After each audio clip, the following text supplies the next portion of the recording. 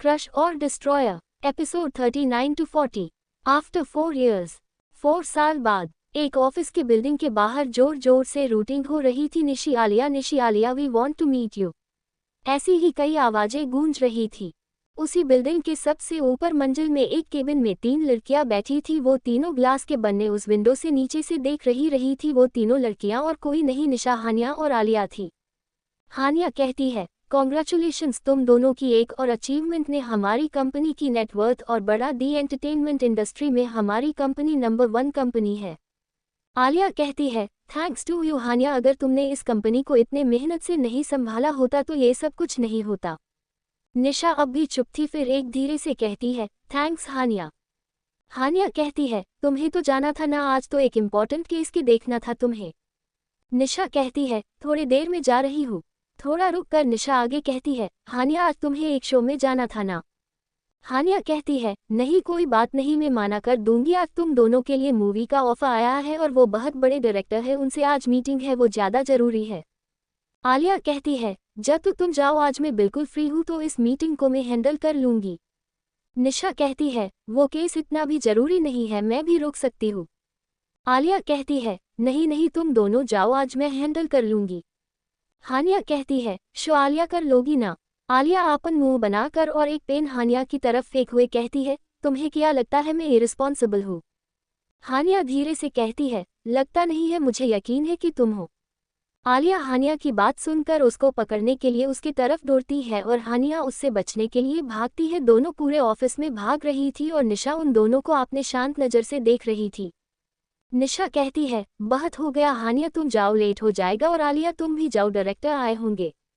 ये कहकर वो आपने फेस पर मास्क लगाकर वहां से निकल जाती है। उसको जाते देख हानिया आलिया से कहती है, कब निशा पहले को तरह होगी? आलिया कहती है, शायद कभी नहीं, अब वो ऐसी ही हो गई है और अब वही उसका नेचर बन गया है, शांत रहना। हानिया कहती है, मैं चलती हूँ, और वो दोनों मूवी बहुत बड़ी है, तुम दोनों के करियर को कहाँ से कहाँ पहुँचा सकती है, इसलिए उसको हाथ से जाने मत देना, ओके? आलिया हाँ में सर हिला देती है और हानिया वहाँ से निकल जाती है। इन 4 साल में बहुत कुछ बदल गया था, जैसे कि निशा, हानिया और आलिया के ग्रेजुएशन कंप्लीट हो गए थे। निशा ने साथ में लॉ किया था, अब वो एक जानी मानी क्रिमिनल लॉयर थी और साथ में उसकी एक लॉ फर्म थी जिसको वो खुद हैंडल करती थी। उसकी सीईओ वो खुद थी, उसके अंडर कई लॉयर काम करते थे, पर उसको लॉयर से जुड़ी कोई बात या फर्म के बड़े में दुनिया को ये नहीं पता था कि वो निशा का ही है। लोग ने उसका चेहरा नहीं देखा था, वो जब भी कोर्ट या फर्म जाती थी तो मास्क लगा कर जाती थी। उसको लोग बस सनशाइन कंपनी की ओनर और एक टॉप क्लास एक्ट्रेस है यही जानते थे। आपने कॉलेज के मिड में ही उसने और आलिया ने और हानिया ने मिलकर एक एंटरटेनमेंट कंपनी स्टार्ट की जिसका नाम सनशाइन थी, और साथ में ही निशा और आलिया ने एक्टिंग भी शुरू की थी। उनके एक्टिंग स्किल्स की वजह से उन्हें एक बाद एक बड़ी बड़ी मूवी मिलती गई, इस वजह से बहुत जल्द ही दोनों इंडस्ट्री की ग्रेट एक्ट्रेस बन गई। वही हानिया जिसने आपने कॉलेज की स्टार्टिंग में ही ईयर्स की तैयारी शुरू कर दी थी और वो अब एक ईयर्स ऑफिसर थी। उसने आपने स्किल्स, मेहनत और ईमानदारी की वजह से आपने देश की बहुत मदद की और साथ में वो सनशाइन कंपनी को भी हैंडल करती थी, और अब वो एक जानी कानी चीफ थी। बहुत से इंटरनेशनल शो पर उसको जज करने के लिए बुलाया जाता था। उसके एक एक डिश की रेसिपी लाख रुपए में सेल होती थी। वही आलिया जो एक्टिंग करने में बहुत इंटरेस्टेड थी, इसलिए अनब ने एक्टिंग करने और सनशाइन कंपनी का सोचा था और उनकी सोच रंग लाई। उनकी कंपनी काफ़ी सक्सेसफुल हुई और साथ अब आलिया बहुत नदी एक्ट्रेस थी, ग्रेट की एक्ट्रेस थी अब वो, और साथ ही उसने अपनी सीए की पढ़ाई भी कॉलेज में शुरू कर दी थी और एक ही अटेम्प्ट के बाद उसने सीए क्लियर कर दिया था, और वो एक बहुत बड़ी कंपनी में चार्टर्ड अकाउंटेंट थी और साथ ही सनशाइन कंपनी की ओनर थी वो। लेकिन इन सालों में कई और चीज़ बदली थी। इन लोगों ने अपने करियर में तो बहुत कुछ अचीव कर लिया था, पर शायद बहुत कुछ खोया था। 4 साल पहले हुई हादसे के बाद आलिया ने दोबारा कभी आमान से बात नहीं निशा और हानिया के बहुत समझने पर भी, और वो सब अलग हो गए। आमना और हारून आला कॉलेज में चले गए और निशा, आलिया और हानिया अलग, और उसकी दोस्ती का सफ़र वहीं पर ख़त्म हो गया था। आमना की कई कोशिश के बाद भी आलिया आपने जिद पर अटल रही। हारून ने हानिया से अपनी दूरी बना लो, ये क्यों, ये बात किसी को नहीं पता। खुद हानिया भी समझ नहीं पाई थी कि क्या हुआ। बस हारून से उसने 1-2 बार कॉल करके बात करने की कोशिश की, पर हारून ने उसको ब्लॉक कर दिया और उसको इग्नोर करना शुरू कर दिया। फिर हानिया ने भी बात करने की कोशिश करना बंद कर दिया।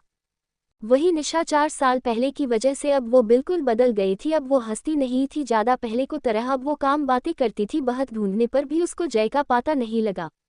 साइम कहाँ है ये उसको पता था। वो आज भी खुद को साइम से मूव ऑन नहीं कर पाई थी। उसका प्यार साइम के लिए कहीं और कभी कम नहीं हुआ था। वो आज भी इस उम्मीद में थी कि कभी तो साइम उसको मिल जाएगा और उसकी दुआ रंग लाएगी और उसको उसका प्यार मिल जाएगा।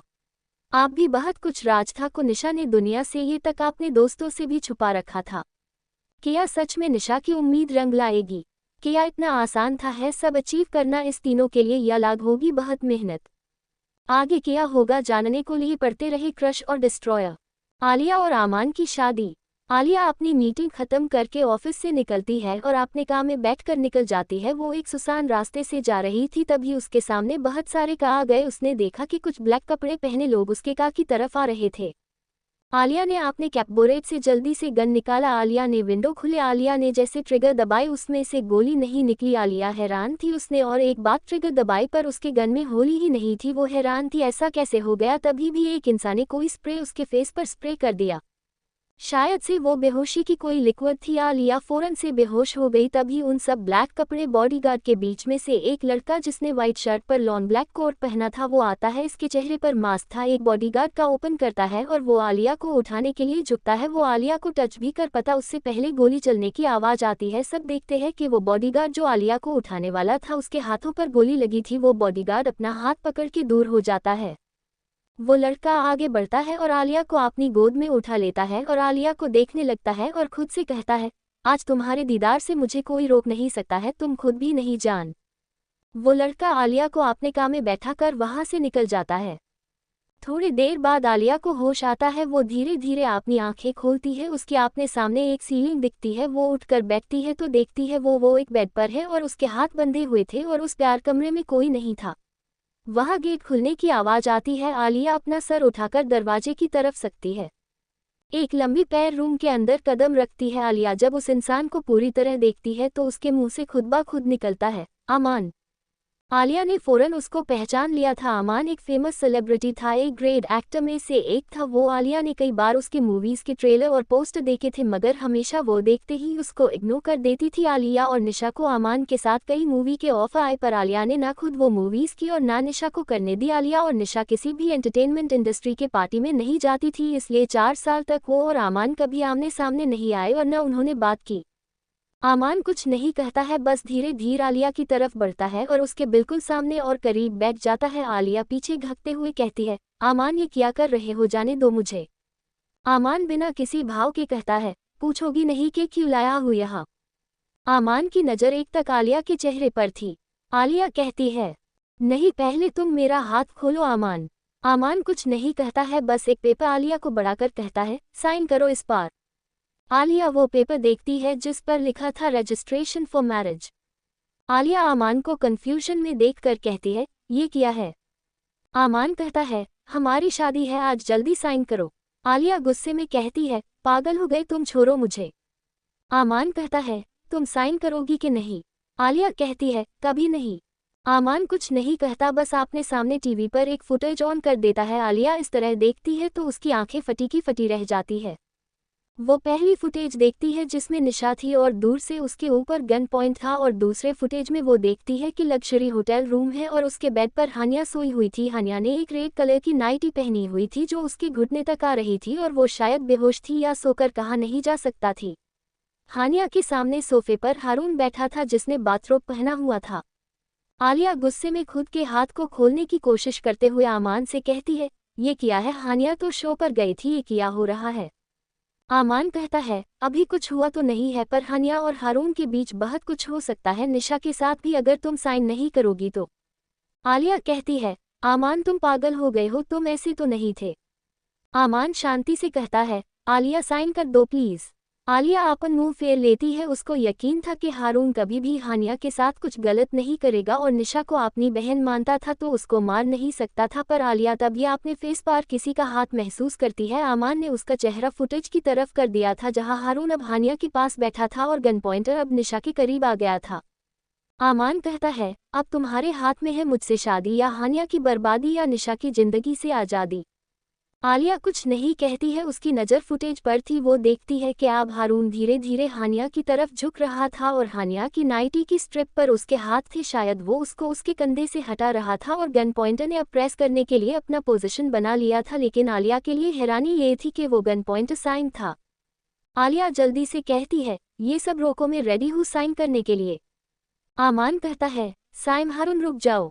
आमान के ये कहते ही आलिया फुटेज में देखती है कि हारून हानिया से दूर हटकर बैठ गया और साइम ने अपनी रिवॉल्वर अपने पॉकेट में रख लो थी। आलिया कुछ नहीं कहती है, आमान उसके हाथ को खोल देता है। आलिया वो पेपर लेती है जिस पर आमान के साइन पहले से थे। आलिया अपने कांपते हुए हाथों के साथ साइन कर देती है और उसके आंखों से एक बूंद आंसू उस पेपर पर गिर जाते हैं। ये देख आमान जल्दी से पेपर को साइड करते हुए आलिया के आंसू को पोंछते हुए कहता है, जान रोना मत प्लीज, मुझे सब बर्दाश्त है पर मेरी बीवी के अंश नहीं। क्या लगता है आलिया कभी एक्सेप्ट करेगी इस शादी को? आखिर कैसे पहुंची थी हानिया उस होटल में? क्या साइम के इतने करीब होकर भी नहीं मिल पाएगी निशा उससे? जानने को लिए पढ़ते रहे क्रश और डिस्ट्रॉयर।